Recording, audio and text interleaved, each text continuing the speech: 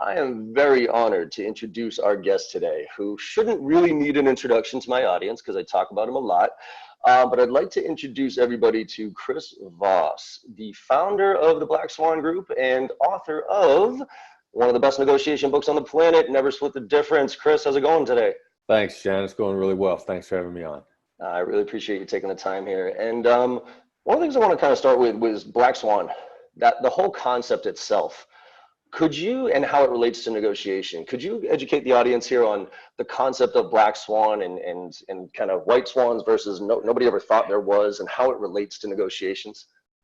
Yeah, well, the idea on two levels, little things that make a big difference, the impact of the highly improbable, stuff that would change things in ways that no one ever expected you to change them. So the negotiation techniques are counterintuitive, really, such as, not even bothering with the word yes. I mean, how do you do that and have a massive impact on how effective you are as a negotiator? And then also the idea that the tiny little pieces of information that'll make all the difference in the world that the other side is holding on to, if you could just get it out of them. Gotcha. That's so it's on two levels, a dual metaphor, if you will. I like it. And so the idea is like, and I think the original thing of Black Swan was everybody always assumed swans were white.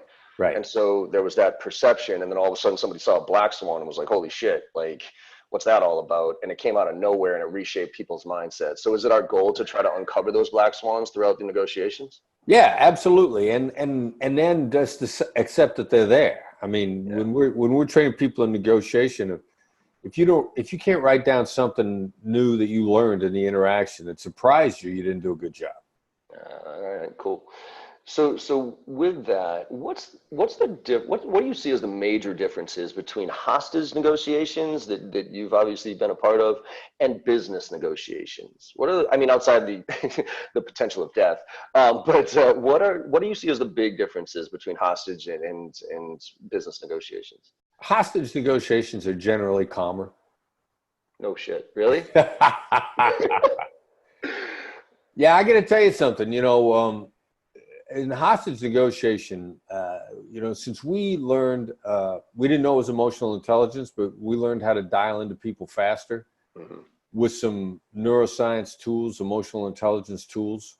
They really tend to be, they tend to be calmer. I mean, business people have far more stories of people screaming at him, yelling at him, storming out of the room, trying to destroy negotiations than any of the hostage negotiators I ever worked with did. And that's just crazy if you think about it. But the idea is to use really tactical emotional intelligence from the beginning, then it makes sense that ours are calmer and probably more effective overall.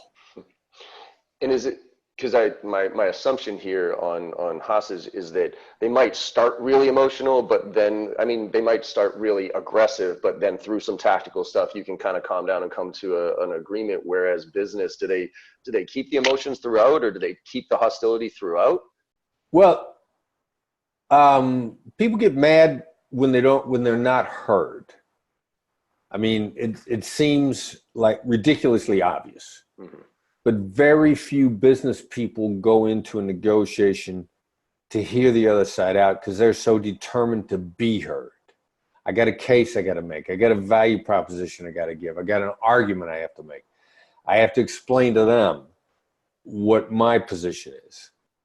And, the Stephen Covey advice from way back, seek first to understand and be understood. This is a tactical application of that. Seek first to demonstrate understanding in order to be understood. I get my point across much quicker. I can get it into your brain if I know that the biggest obstacle to you hearing my case is you have to be heard out first.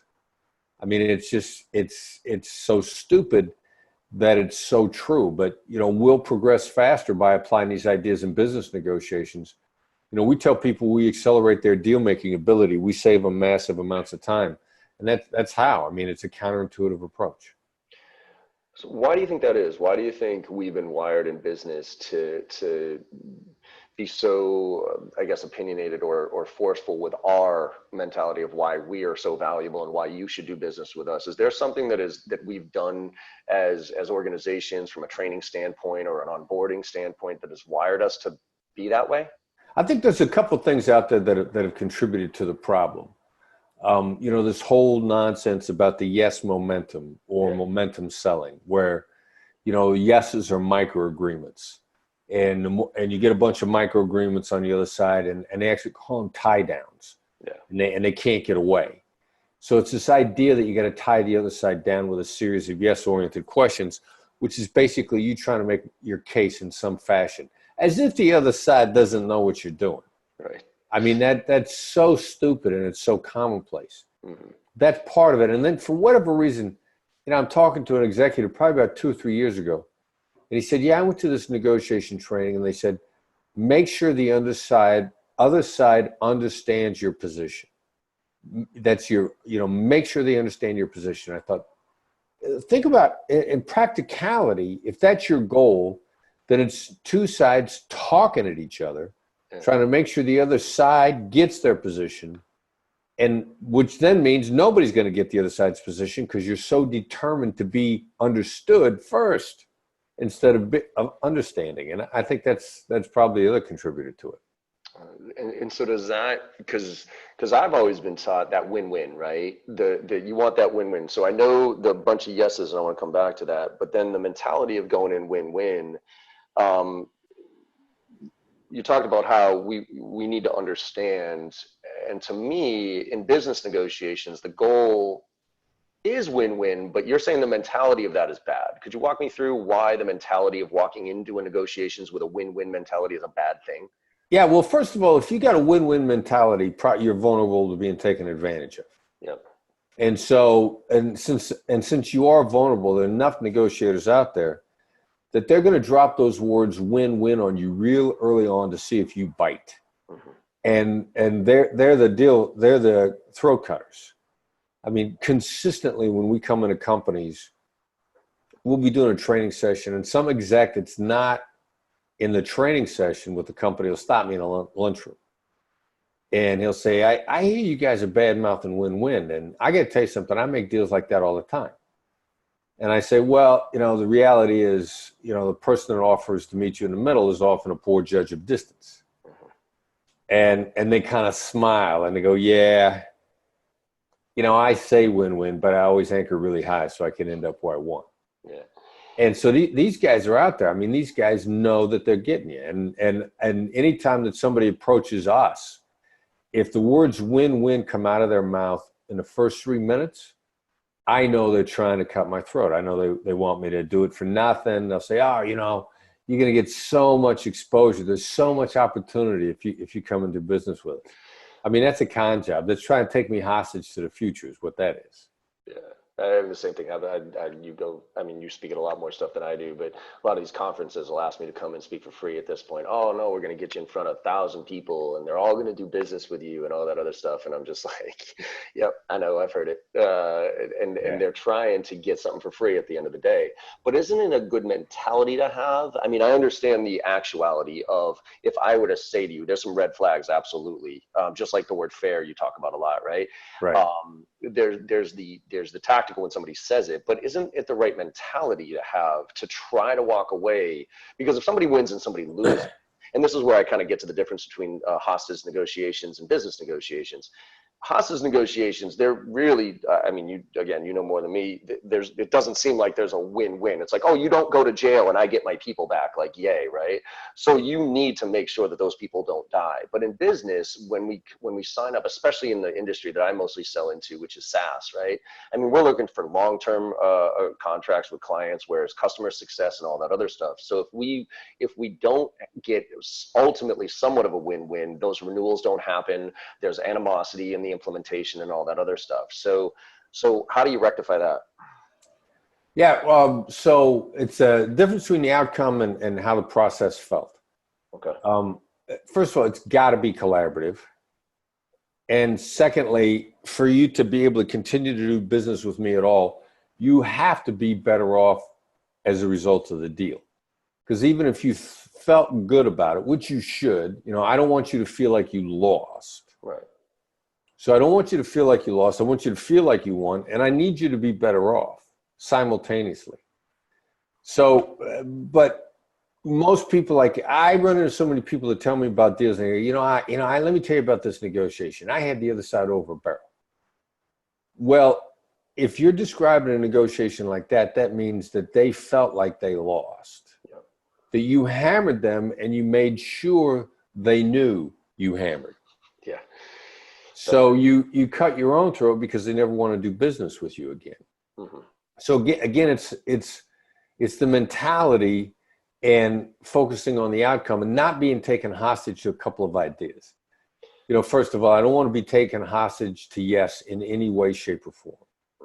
I don't want to be taken hostage to the future where you're painting this rosy picture for me in the future that's going to happen. And I also don't want to be taken hostage by feeling like I can't say no. As soon as I've reconciled myself to those ideas, then there's a pretty good chance we're going to have a highly collaborative negotiation and you're going to want to continue to do business with me. And is that the big thing that people, like what I found is that, especially some of the younger reps that I train, they think of negotiations as in when the price comes up, right? Now we're negotiating. I always try to say, look, you are literally from the minute someone picks up the phone, you're negotiating. Yeah, right. Yep. So is that one of the bigger mistakes that people think is that they're not in a negotiations from the minute they start engaging with somebody? Yeah, exactly. The most dangerous negotiation is the one you don't know you're in. And, we call that a law of negotiation gravity.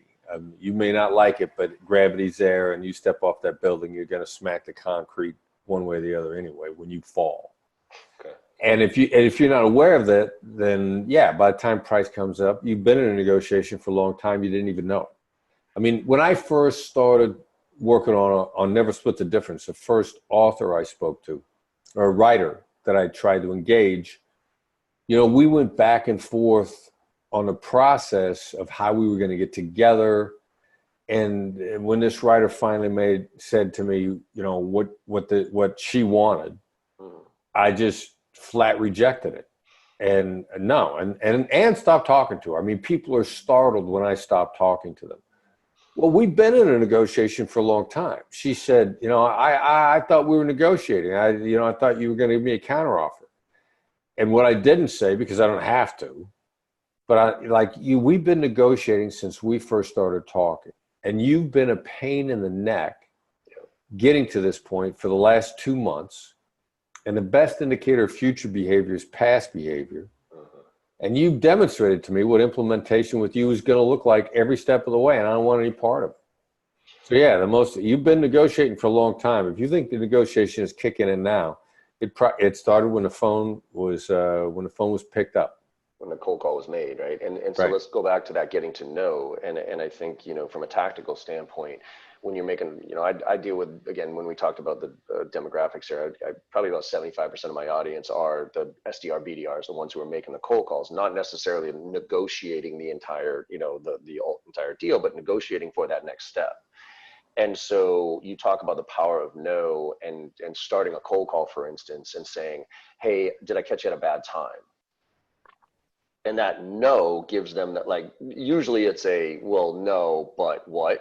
And that you're saying that no gives them power. That no right up front makes them more comfortable. Yeah. The crazy thing is that anytime you try to get a yes out of somebody, if you're asking a question where the answer you're driving for is yes, it stops them. It makes them worried. What am I letting myself in for? What's the hook? How much have I committed myself? What am I not seeing if I say yes? I mean, literally once, I asked my girlfriend about a shirt that I wore that she complimented me on earlier in the day. And I said, so you say you like this shirt, right? And she's like, if I say yes, what am I letting myself in for? She literally said that. Nice. But that's what everybody thinks. If I say yes, what am I letting myself in for? Now, as much anxiety as yes creates, no does the opposite. Like, it's stupid that you can simply flip the question and people feel protected and safe when they said no. As a parent, when your teenage kid says, Dad, can I say no. I used to say no before he finished the sentence. But, once I said no, I felt protected. And I'd say, all right, now tell me again what you wanted, because I felt like I can now listen with no commitment. And as stupid as changing from, have you got a few minutes to talk to, is now a bad time. I mean, you could hear people dial in and focus on you when they say that. They'll hesitate for a second. They'll clear their head and they'll say, no, it's not a bad time. Or, no, it's not a bad time, but what are you after? The point is, you want their focus, and yes creates distractions, and no clears distractions. Do you see a difference between, is this a good time versus is this a bad time? I never ask anybody if it's a good time, ever. It's it's counterproductive. Okay. Because, is this a good time? Well, I don't know what you want to talk about. I don't know how long you want to talk. I don't know that I want to talk to you. I mean, is now a good time to talk is actually a solid 4 individual questions. Do I want to talk to you? Do I want to talk about what you want to talk about? How long are we going to be on the phone? How do I get off of the phone? You can't answer that question without having all those subsequent questions running through your mind, which means you're completely distracted. And that's why something as simple as is now a bad time is a really bad question. I like it. Let's talk about the preparation, right? You talk a lot about, there's a fine line between preparing for a negotiations, where it sometimes you prepare too much, and so there you have assumptions, versus hypothesis.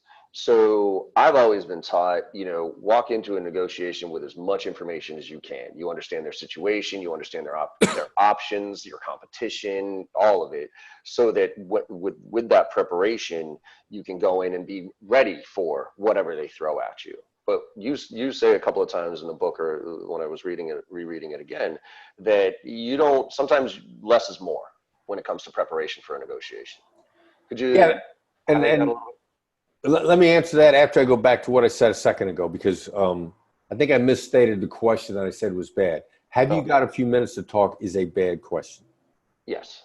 Okay, and I think somehow I misstated it a moment ago. Yep. Okay, so now let's go forward to preparation. Mm-hmm. All right, so we got to look at the negotiation process as an information gathering process. So you don't gather your information and then negotiate. You gather some information and then dive in to confirm it. There's always going to be pieces of information you can only get from the negotiation to start with. Those are black swans.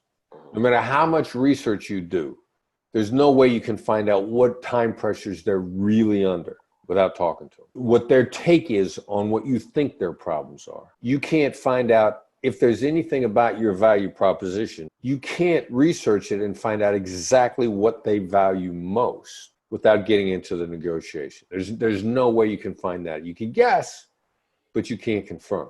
So a lot of people are scared to get caught off guard in the negotiation. You better get caught off guard. Like I said, if you didn't discover stuff in the interaction, then you're actually a horrible negotiator. You're not discovering anything. There was one guy in sales that was applying. I must have talked to him 2 years ago. He's getting the second meeting 80% of the time now. And his job is to get on the phone and get a second meeting. And I said, so since you're applying our skills, among which is, he starts out with the question, have I caught you in the middle of something? He said, every single time the answer is no, but what's this about? And that sort of a response tells you that they're completely dialed into you, which is where you want to be. But I asked him, how much research is he doing are you doing more research or less? And he said, oh, way less. They're going to tell me more than I could ever find out anyway. Their LinkedIn profile is not going to tell me what I need to know. Their Facebook page is not going to tell me what I really need to know. I got to get it from them. So I totally, I mean, I guess what is too much, right? I mean, what are some of the core things that you should prepare for? I mean, obviously who you're talking to, what their title is and their background and those type of things. But I like what you talk about as far as, instead of role playing things, you create hypothesis, or you create like, what are all the reasons they shouldn't do business with us or something like that. Is that is that what we should prepare for? I got to tell you something. And anybody that's ever asked me if I've looked at their website, the only answer they wanted out of my mouth was yes. Like, I have not had anybody grill me on the content of their website, where they went to college, anything beyond the first line of their LinkedIn profile, none of that stuff. You know, they're dying to tell you all that stuff. I mean, they're dying to tell you about it. And if you spend 2 weeks researching and learning everything about them, they still want to tell you about it. You just blew 2 weeks. Yeah. I mean, it's insane. People are dying to tell you about it. I mean, they're proud of that LinkedIn profile. They don't want you to read about it. They want to brag about it to you. So minimal exposure to this information is all you need. Can I ask you something on that note specifically though? Is that a byproduct of their desire to want to talk, or is that a byproduct in the sales world of bad sales? And let me give you an example. Historically, before LinkedIn and before website, you know, not before websites, but before LinkedIn and stuff like that, back when I was selling early 2000s, late 99 type of thing, you know, it was a valid question, or it was a valid statement to get in front of you and say, so Chris, tell me about your business, right? And so it would prompt the, well, we were founded in this and we did that and and that would be their chance to tell you about their business, right? Now I actually think that very generic phrase is a very insulting thing to say, because they put so much effort into telling the world about their business that you not being prepared and understanding their business. Look, I'm all for asking contextual questions about your business, but not the broad statement, tell me about your business. And I feel like we've done the prospects a disservice, and they're so conditioned because most sales reps are still lazy. They don't do homework. And so people jump right into, well, John, let me give you a little background on us. And as they're doing that, I appreciate that, but it's almost like I want to preempt that. And I've had it before where I've been like, look, Chris, I appreciate, you know, I've taken a look at your quick website. I know where you were founded. I know what now I have some questions about your business, but we don't have to go through the history here. And it's almost like you feel them being like, oh, okay, wait, we can have a real conversation here with a sales rep who's actually done, you know, like isn't going to ask me the bullshit questions. So what are your thoughts on that, where we've conditioned them to do that versus their true desire to talk about? All right, so it's an interesting question, and I think it's really how salespeople get off track, because really none of your clients care as much about whether or not you know their history as to whether or not you know their challenges. Now, there's no shortage of B2B surveys that say the vast majority of buyers prefer to talk to experts on the industry. By definition, that means they prefer to talk to people that know nothing about them. Okay. An expert doesn't know you from Adam. Okay. An expert understands the challenges of the industry. Now, it might be cool that you know that I was founded in 2008 and I'm a founder, CEO, owner.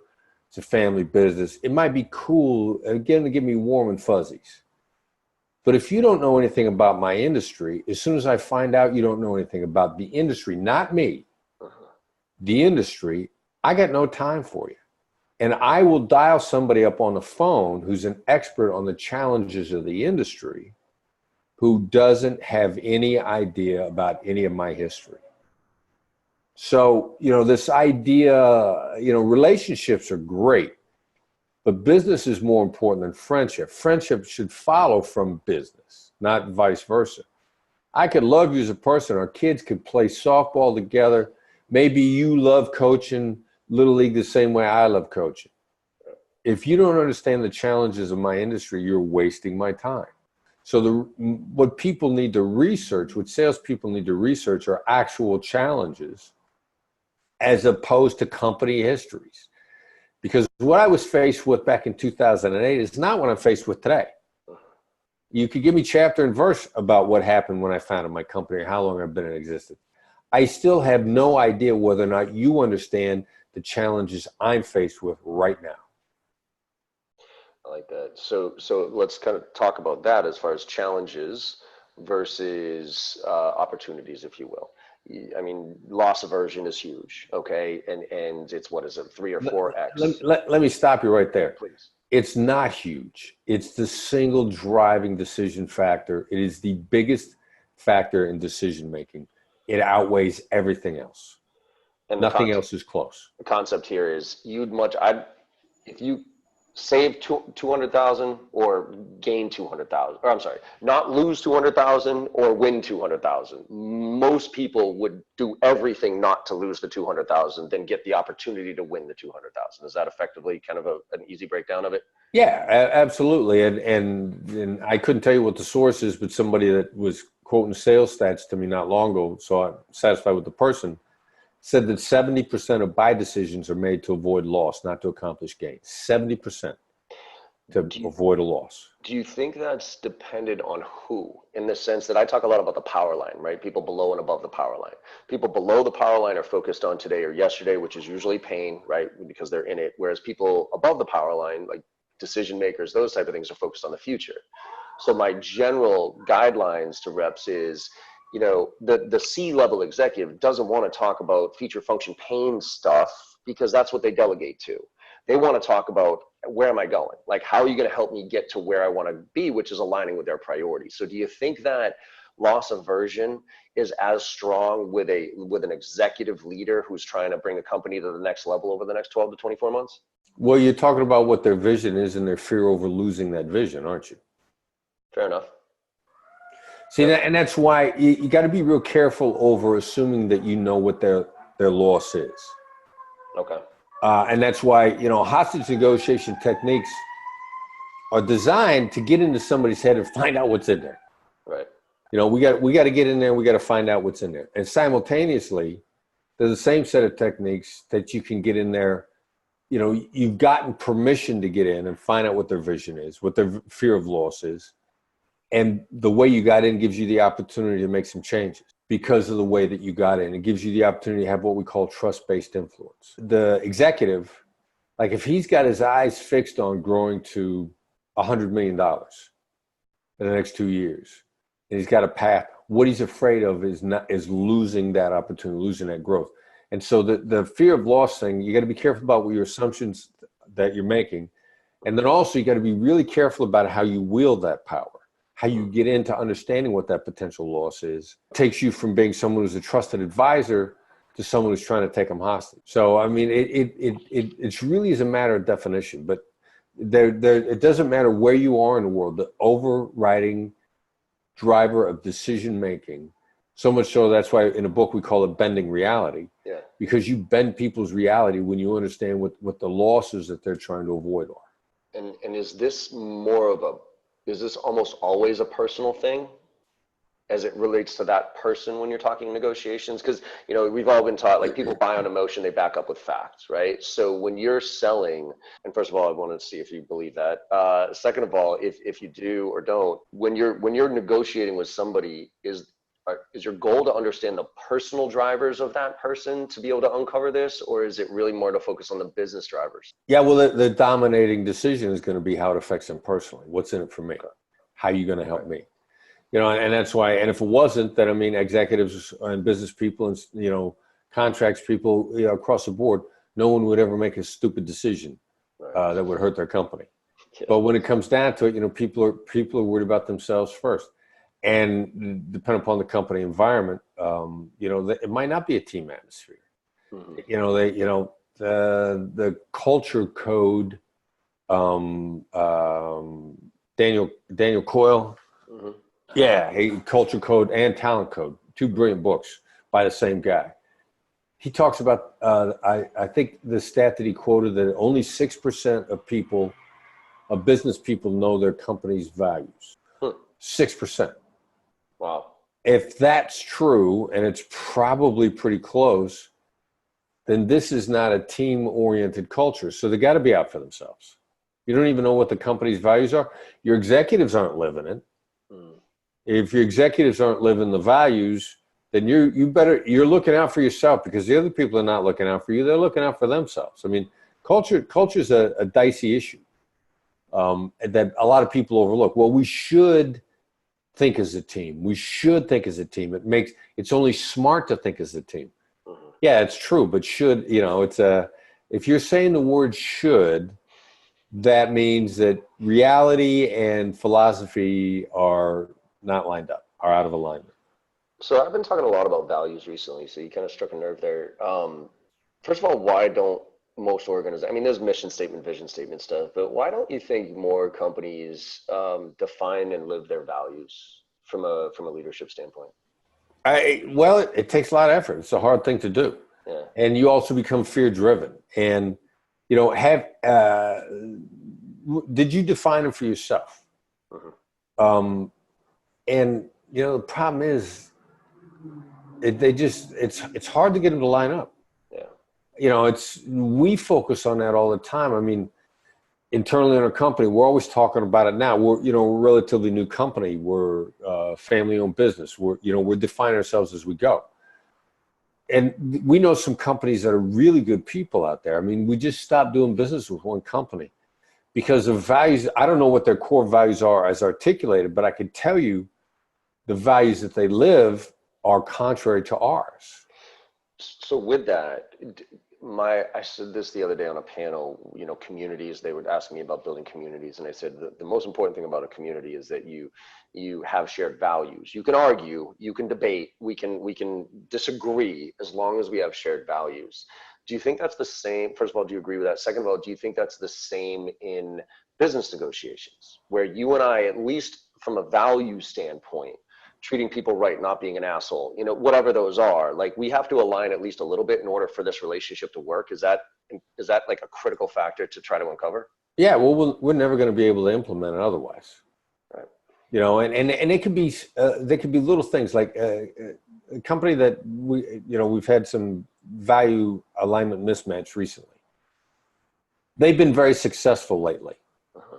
So they're in the entertainment industry. Uh-huh. So now their risk aversion is high, which means they're scared to death of not having a success. We want to engage in something with them where there's no guarantee of success.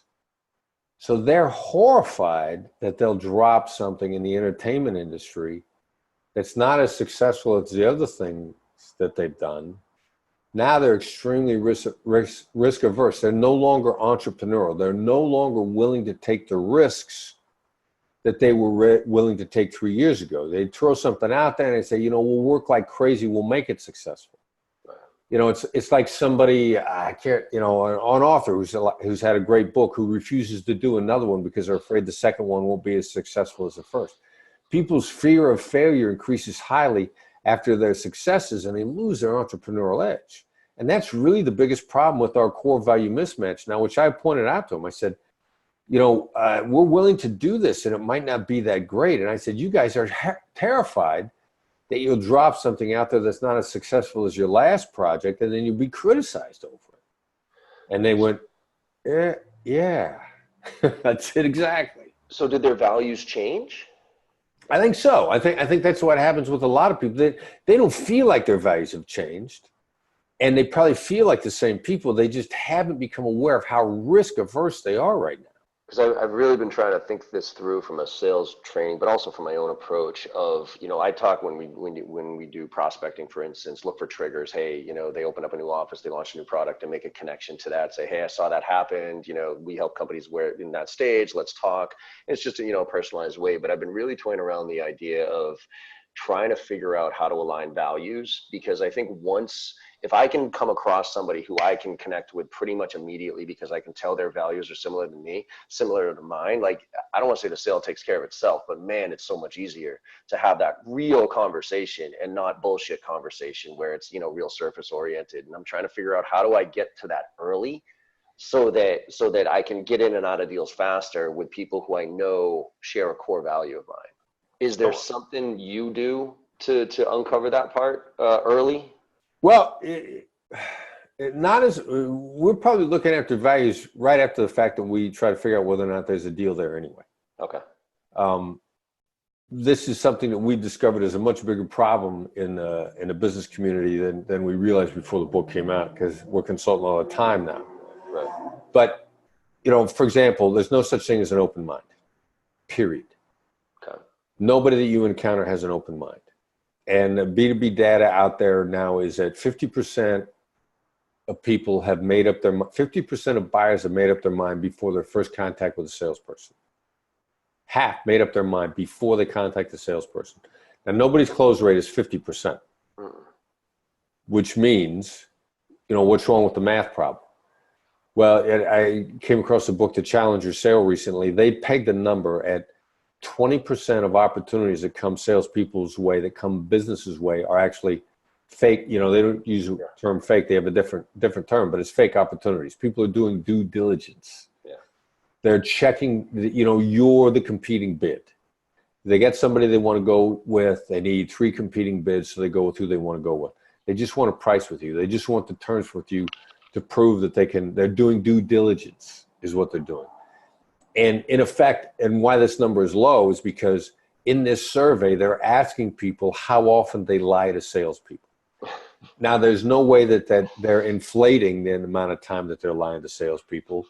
They're hedging on that. If, nobody's going to admit to all the times that they lied. So there's that 20% number has to be low to start with. And then the second problem is, there's more B2B data out there that says that even if they haven't made up their mind, they're somewhere between 70 and 80% of the way through the decision-making process before they talk to a salesperson.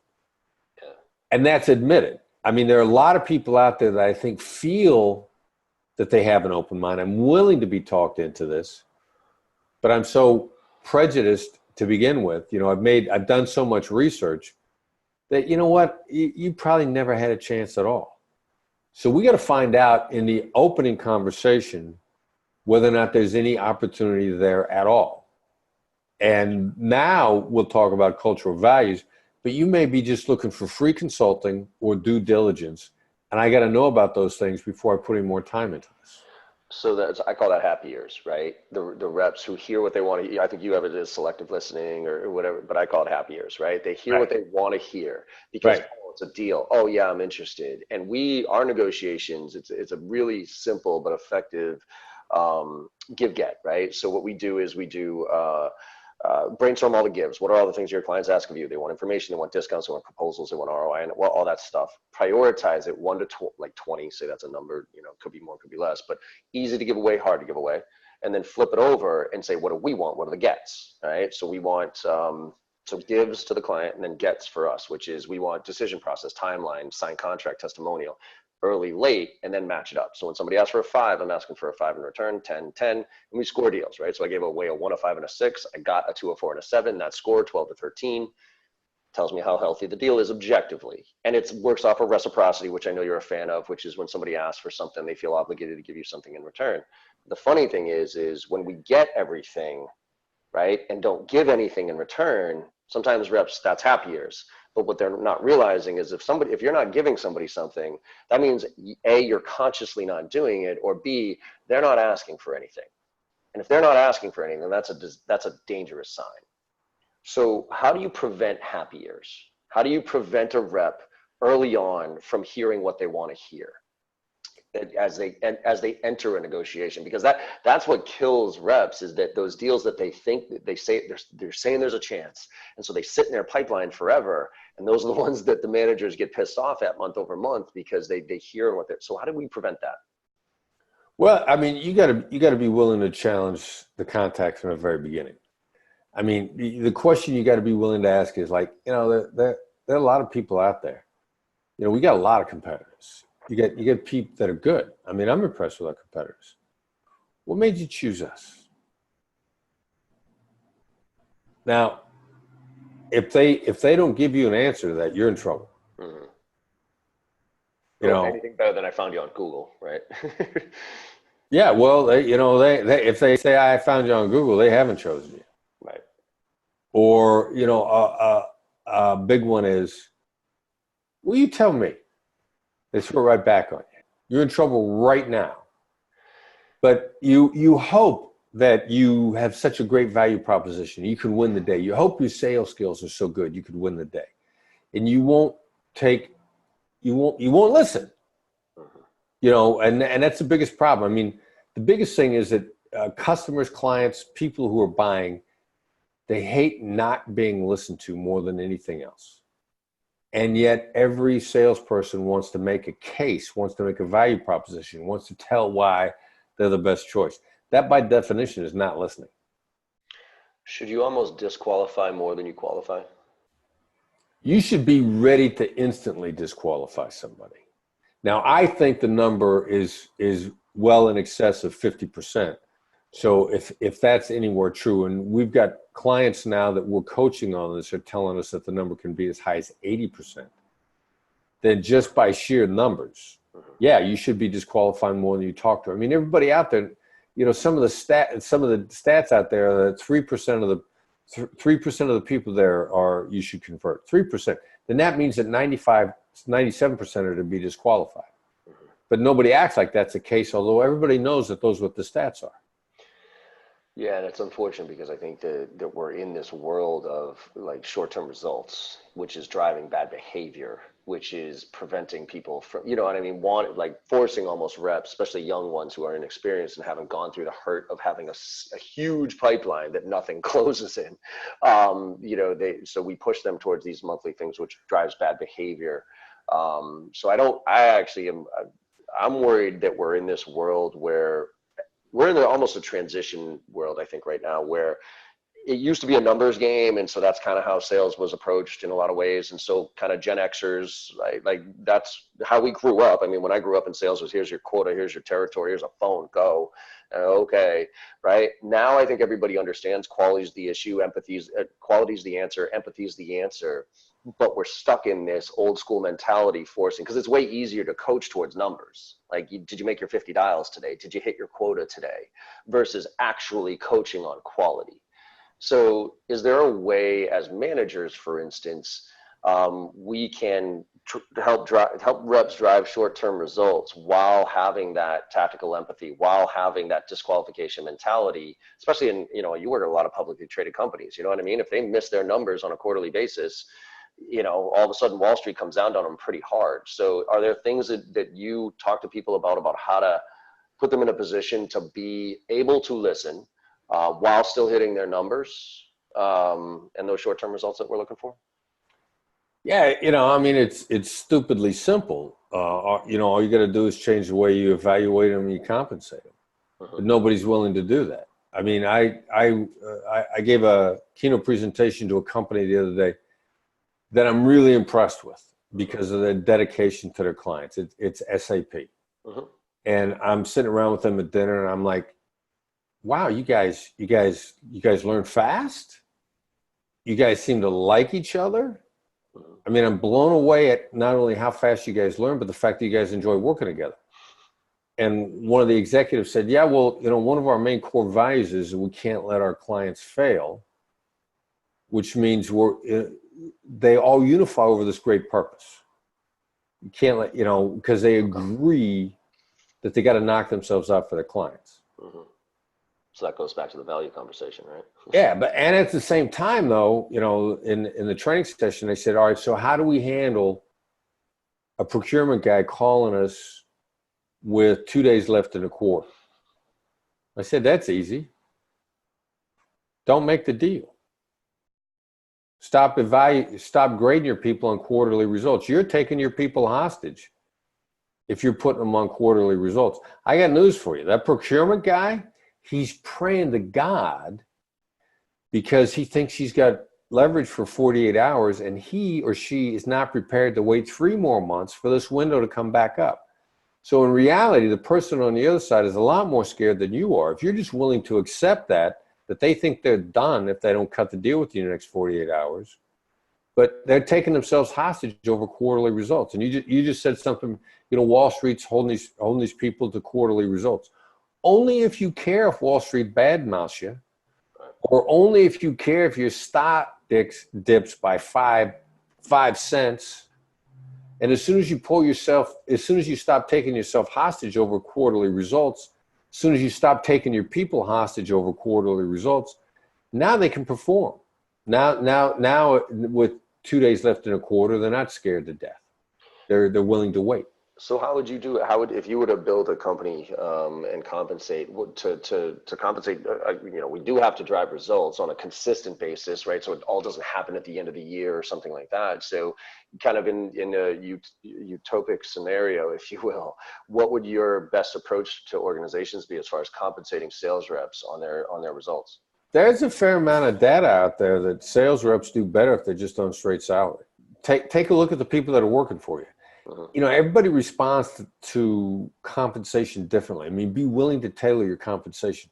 Some guys just want to work on commission. They want to know the sky's the limit. You got that guy or gal, fine. They thrive under that environment. Some people just want to know that they can make their monthly mortgage payment. And if they're satisfied they can make that payment, they'll work 24/7 for you. I mean, when I was with the FBI, I was on straight salary. I worked my last 7 years on the job. I don't know that I had 2 days off in a row because I loved what I was doing. I mean, I was into it. I mean, people used to say to me, "You breathe what you do." I didn't have to worry about how much money was coming in the door. I knew exactly how much money was coming in on my paycheck every 2 weeks. And I was the type of person that would just knock myself out because I didn't have to worry about the amount of money that was coming in. So, be willing to tailor your compensation to your people so that they could thrive. And then have an ongoing conversation with them and make sure they continue to thrive. Because there's a pretty good chance that however you dial it up for them at the very beginning is going to be wrong or at least need adjustment. So say, all right, so here's a compensation package that we're going to start out with. And then let's talk about how things are going in 3 months, in 4 months, in 5 months to see whether or not you're thriving. And let's make the adjustments so you can thrive. I mean, and look, I'm running my company and that's the way we're changing our compensation slightly, tweaking it all the time because we want our people to thrive. I love it. Going back to that procurement example that you used, and also bad behavior by reps. One of the things I come across all the time, and biggest challenge I see sales reps having is creating urgency. Like how to create urgency when it's seemingly not there, right? When they don't have to do it. It's a like to have, not a must have, those type of things, right? What do you try to do to uncover urgency so that the reps don't default to end of the month discounting and those type of sad things? Any insights on urgency and how to start? It's the issue of what's top of mind with people. And what can you count on to consistently eat at people? The great question, what's keeping you up at night? All right, so you got to get in their head and find out what's keeping them up at night.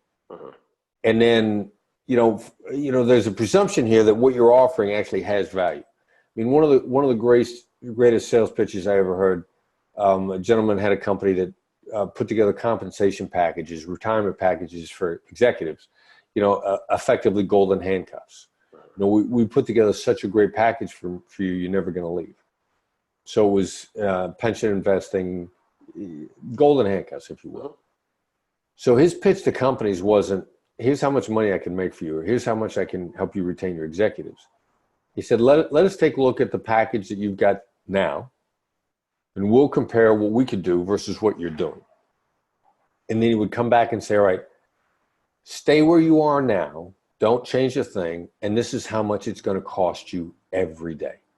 Okay. That keeps people up at night. When the status quo, you need top of mind, when your vision of what's going on now, when what you perceive the status quo to be costing you every day, day in and day out. That's what keeps people. That's what keeps things top of mind.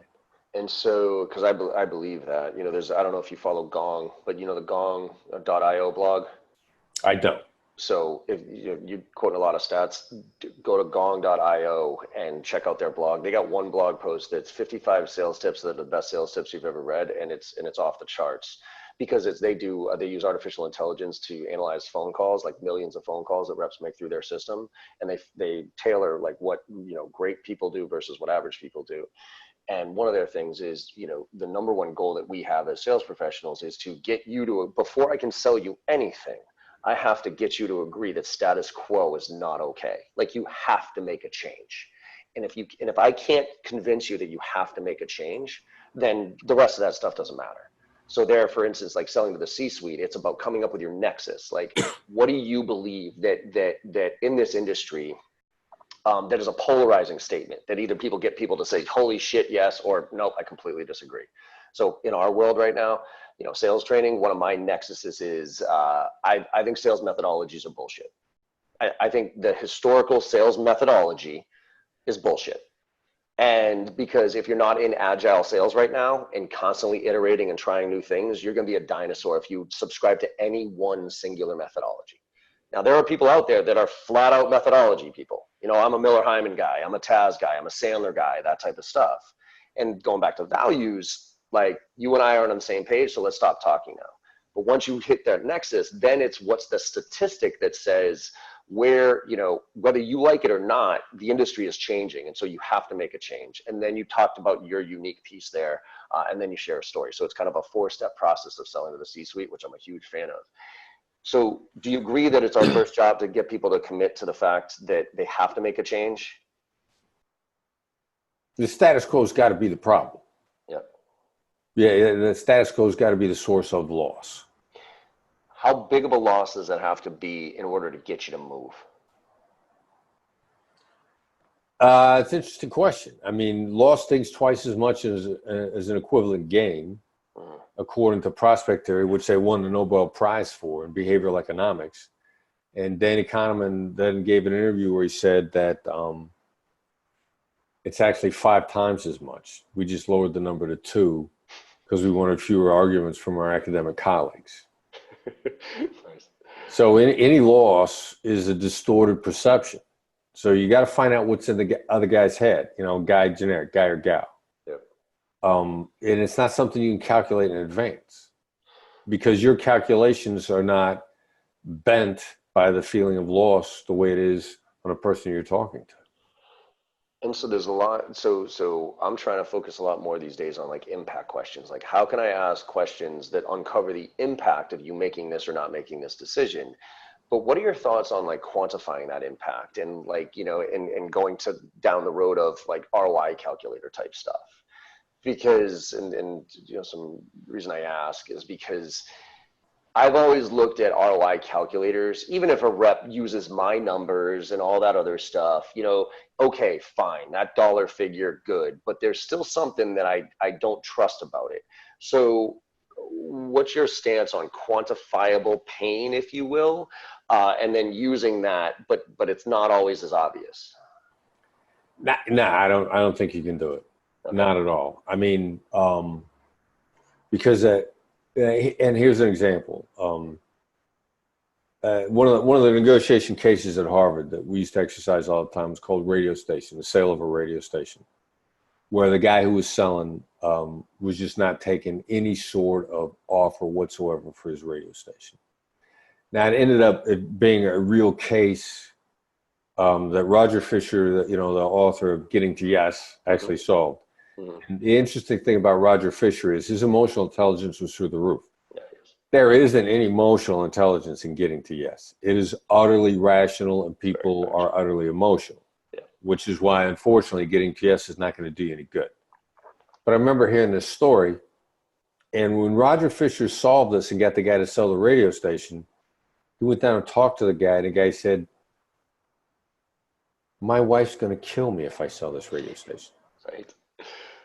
So how do you calculate that ROI? Yeah, I forget. I think Gary Vaynerchuk's the one who says, "How do you calculate the ROI of your mom?" You know what I mean? Yeah. I mean, so what's really driving at people is not going to be quantifiable in a spreadsheet. And you can sit down and run every number that they give you and have them agree that everything about your analysis is flawless, and it's going to cost them this amount of money, and it's not going to matter to them because what's really driving them is going to be some emotional factor that you can't put in a spreadsheet. And so with that, to your point of, going back to urgency, they're losing, by not doing this, they're losing every day. Like that example that you use right there. Okay, so great, I'm losing, by not doing this, I'm losing $100,000 a day. what's missing? Is there the emotional connection to it? Like, hey, I don't get, like, yeah, that makes sense. We're losing $100,000 a day by not doing this. I get it. Um, was there something else other than that number that got that deal to go through? Well, yeah. Now, if you're not making your case based on your numbers, and you're not paying any attention to what's driving them. Right. Okay. So yeah, you got to get in there and find out what's going on. I mean, this gets us back into get into their head and find out what they're really seeing. And you're not going to be able to find that out unless you come in with an emotional intelligence approach, which assumes that people are not rational and that, it's the iceberg is the cliche to everything. But unfortunately, the reason it keeps coming up is there's more here than meets the eye. And your analysis is based on what meets the eye. True. So how is it possible your analysis could be accurate? I could keep this conversation going forever. I got one more question that I'm personally curious about. You talk a lot about mirroring, where you say the last three words of what somebody says and the power of that, and then you just shut up. The mirroring versus layering. Example, when you object, okay, or when you say something that's like, look, we don't have the budget for this, right? Mirroring is, so you don't have the budget. Sit, let it sit. So, layering would be, help me understand, what do you mean by you don't have the budget? Is one more powerful than the other? Because what you're both trying to do is get them to talk more and really uncover the true meaning behind what they're saying there. Is there a difference between that? And do you see one as more valid than the other in certain circumstances? To begin with, if you're at the point where somebody says, we don't have the budget, and you say, help me understand, what do you mean by you don't have the budget? You're telling them that you have not been paying attention up to now. Mm-hmm. Yeah, so, I use that as kind of a very simple example, but you just see what I'm saying, layering questions to say, tell me more about that. Could you explain to me? Could you give me an example of versus? Hold it. The first thing you said, tell me more about that's not a question, it's a command.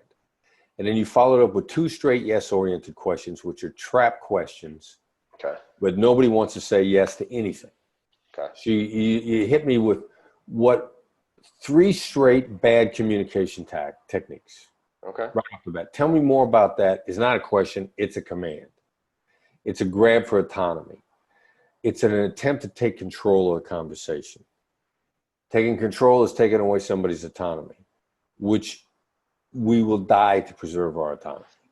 But when you talk about calibrated questions, don't you talk about how you want to make the illusion of them in control when you're actually in command? We want to have the upper hand. We don't want to have control. Okay. I mean, and I'll tell you something else. We don't try to get information by asking questions. We use questions to shape thoughts. Questioning to gather information is a third of the people that you run into will be so-so with it, and 2/3 of them are not going to like it at all. The very analytical person, every time you ask them a question, they stop and they think, I have to think through the implications of every possible answer before I get back to you. So I can't answer you for at least 2 days. Okay. So sorry. So I mean, we don't use questions. All right. So somebody says to me, what was it? It's too much. What was your example before? So it's it's too we don't much. Have the budget for this. Yeah, we don't have the budget for this. This is out of our budget range or something like that. Right. So you want to demonstrate understanding. What do they tell you if they don't have the budget for it? They're telling you one of two things. They're either under pressure or what you're offering is not delivering adequate value. Right, the value alignment, yep.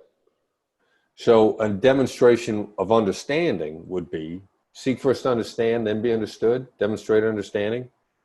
Sounds like the value is just not there for you. They have just communicated to you very clearly that something's wrong with your proposition. And instead of you demonstrating any understanding of that in any way, shape, or form, instead you want to challenge them as if they weren't listening. Help me understand here. What's not here for you? Which is equivalent of saying, you haven't been paying attention, so I'm going to have to go back over my value proposition again because you're not paying attention. So let me see if I can isolate where you weren't paying attention so I can go back and correct you. I mean, that's what you're communicating when you say, help me understand what about this isn't valuable for you. Okay. And in most cases, a lot of people probably say it in a tone of voice that indicates that you think they're stupid. Yeah. So, but to say, sounds like the value's just not here for you is an indication of understanding, and it's an invitation to fix it. And it's taking responsibility on your side to be responsive to them instead of them being responsive to you. Cool. And what you're searching for is that's right, not you're right. Right? Well, exactly. At some point in time, you get if somebody's saying you're right to you, they are trying to finish the interaction and go home. You want to go to lunch. It's the same reason why you don't say I understand. Because what's the negative part of me? Like after you tell me, so there's one about summarizing and rephrasing back to you, but then after you tell me something and me saying I understand, what's the danger of that? Well, all right, let's pretend like you actually do understand. Right. But when you say that, they're not clear on what you understand. I mean, you're trying to give them the Cliff Notes version of it. I mean, how do they, if you say, I understand, how do they know, how do they really know that they got their points across if you don't repeat back to them the points that they in fact got across? I mean, you know, since we were kids, we played the telephone game. You know, tell somebody a secret. By the time you tell 4 other people, the secret's completely changed.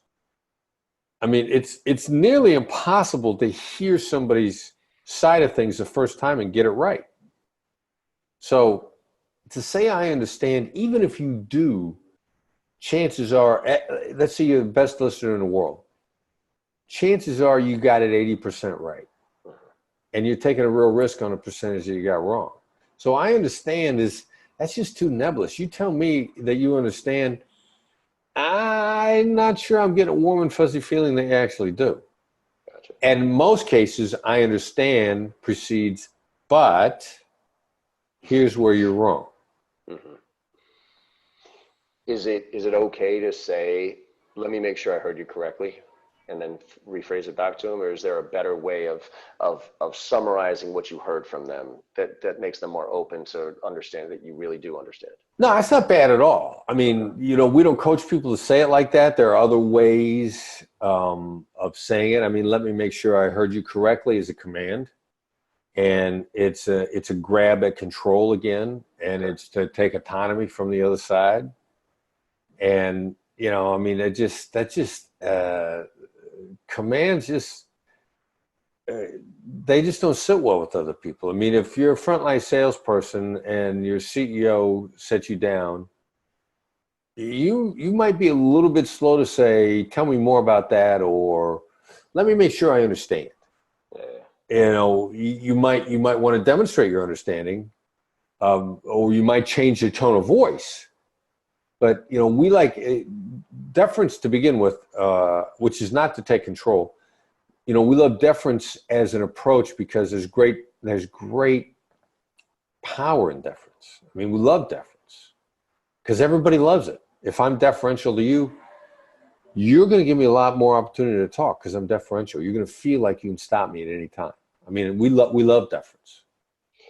So it's more in the sense of, it seems like that instead of let me make sure I heard this correctly scenario. Yeah, and again, tone of voice is going to make a big difference. Mm-hmm. I mean, you can get away with a lot of bad words with great tone. Yeah, you do. You know, and we were on a coaching call just the other day. And, you know, we coach people to identify negatives. Identifying a negative diffuses it. And people say, okay, that makes sense to me. And we say, and identifying a negative never plants it. And they go, okay, that makes sense to me. And then we say, all right, so let's be proactive. Let's say, all right, you're probably upset with us. They say, oh my God, that's, you know, they're going to respond to us. Well, I wasn't, but I am now. But wait a second, 2 seconds ago, you agreed that you couldn't plant negatives, and now you're arguing. So we get somebody arguing with us. And so I just stopped and I said, so it sounds like when I said identify negatives doesn't plant them, you thought it was wrong? Now, listen, that my tone was clear there, right? Mhm. And I could have said, so it sounds to me like when I said identify negatives, doesn't plan them, you thought I was wrong. Same words. Much different. Tone of voice on the second one kills me. But the first one, I'm the tone of voice makes all the difference in the world. I mean, I'm 1,000% convinced that, the Wolf of Wall Street, Jordan Belfort. And, everybody wants to learn from Jordan Belfort. God, no. Fuck no. Sorry. And but they do, right? Yeah, so what was there to learn from him? In my view, how to be tone an of voice. asshole. Yeah. Well, the guy, I think the guy mastered tonality. Did he? I mean, 1,000, and clearly he mastered something because he wouldn't owe $100 million in restitution, which means he stole way more than that. Uh-huh. But I mean, so what did he do? Because you take a look at straight line selling, and it's no matter what the client says, your widget is the answer. I mean, that by definition is not listening. So how did he get over so much? And in my view, the guy mastered tonality, and that is something that's fair for anybody to master. I'm not a fan otherwise. Don't get me wrong. The guy owes. The only reason that if you should ever consider buying his book would be to help give some of the $100 million back because he owes restitution based on book sales. Yeah, tell me about it. Whenever anybody asks me what my favorite sales movies are, the Wolf of Wall Street, Boiler Room, Glengarry Glen Ross, I tell them no. Those are literally the worst sales movies I've ever seen in my life. They're great movies, they're funny, but they're literally everything that's wrong about selling. Everything that's wrong about selling. And I tell them to go look. The two best sales movies, and actually I'll finish with this and want to understand what yours are. My two favorite sales movies, Pursuit of Happiness, right, with Will Smith. Wow. And Tommy Boy. Have you ever watched Tommy Boy? I didn't. I never thought of it as a sales movie, but it's a great thought. Go watch it, because I talk about catching your sales groove, right? And there's a moment in every sales rep's life where they wake up and it's just a little bit easier today than it was yesterday, and you don't know when it was, but it's when you stop pitching your solutions and you start having conversations about your solutions. Right. You start caring more about the client's needs than you do about your commission check. And there's that beautiful moment in Tommy Boy where he catches his sales groove. He's like, Helen, you look like a Helen. Let me tell you why I suck as a sales rep. And he goes through this whole, like, Jojo, the idiot circus boy with a pretty new pet. And she's like, wow, you're twisted. I'll go fire up those wings. You go, oh, Tommy like you, Tommy want wingy. In that moment, he caught a sales groove. Because before that, he was pitching. He was trying to be like his dad. You could stick your head up a butcher's ass type of stuff, right? And couldn't figure it out. And then it was just him. And it was empathy. It was self-deprecation. And so it's a beautiful sales movie if you get a chance to go see it again. I'll probably go back and watch it again. Yeah, go watch. You can put the sales lens on, because right, it's funny at first. It's like, yeah, Tommy Boy, that's fun, big fat guy making fun of himself. But look at it with the sales lens on. It's a blast. So that's really cool. Yeah. All right. Very good. Do you have any favorite sales movies or anything like that, or look at it through a different lens? I look at it through negotiation, right? And as opposed to sales. But that's a lens I'm going to have to go back and take another look at it. Awesome. Well, Chris, this has been, like I said, I think I'd love to have an entire day with you asking all these questions just for myself and me learning on my end. But I think we got to cut this up. Tell everybody how they can learn more. I know you got public workshops. I know you got your blog. I know you got a bunch of things. So tell everybody how they can find out more information, and pretty much I'm going to mandate everybody who listens to me go pick up Never Split the Difference if they haven't already, because it's one of my favorite negotiations. Thanks. So how can people learn more? Yeah, well, our newsletter / blog is a great supplement to the book. I mean, a lot of people get a long way on just the book and the blog alone. Plus, the newsletter is a gateway to everything. Training announcements, a gateway to the website. We're training across the country. The announcements are in the newsletter. It's short, it's sweet, and it's free. Yep. It's not a lot of work. Some newsletters are a lot of work. Yeah. And the best way to sign up for the newsletter is we got a text to sign up function.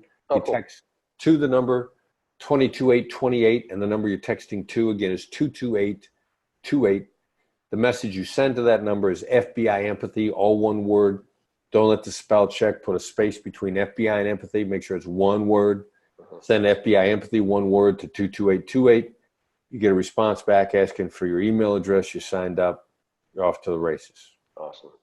Yeah, a testament to that. Our interview here, I refreshed myself, but one of the biggest things I went to was that blog, and just picked up a lot of the nuggets and the tips along the way that really are, if you put that entire blog together, you pretty much have Never Split the Difference. But I'm a big micro learner as far as those tips and nuggets and small things that we can do along the way.